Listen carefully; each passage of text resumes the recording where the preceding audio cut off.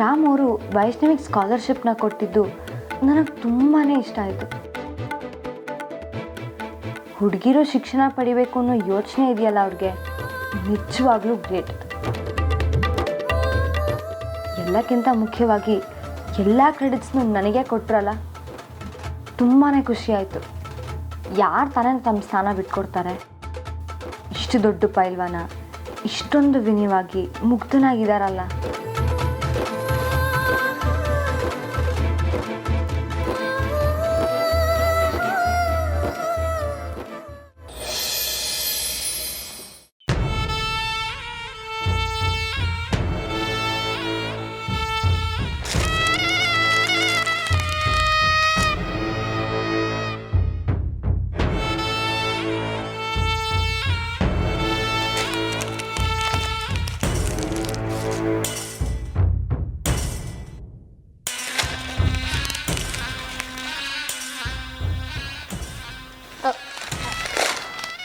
ಅಕ್ಕವ್ರೆ 13 ಐದ್ಲಿ ಎಷ್ಟು?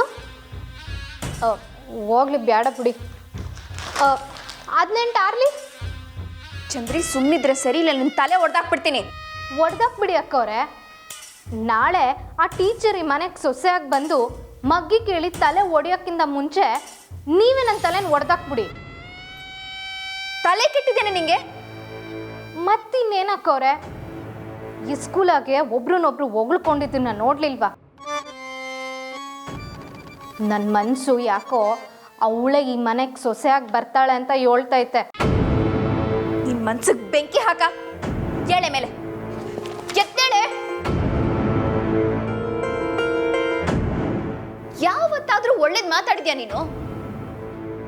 After all scholarship ಅಲ್ಲಿ ಜೀವನ ಮಾಡೋ ಟೀಚರ್ ಅವಳು ಈ ದೊಡ್ಡ ಮನೆಗೆ ಸೊಸೆಯಾಗಿ ಬರ್ತಾಳ?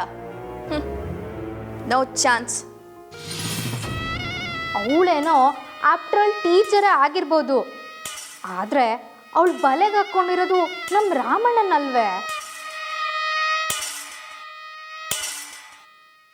ಈಗ ನೀನು ಸುಮ್ಮನಿರ್ತೀಯೋ ಇಲ್ವೋ?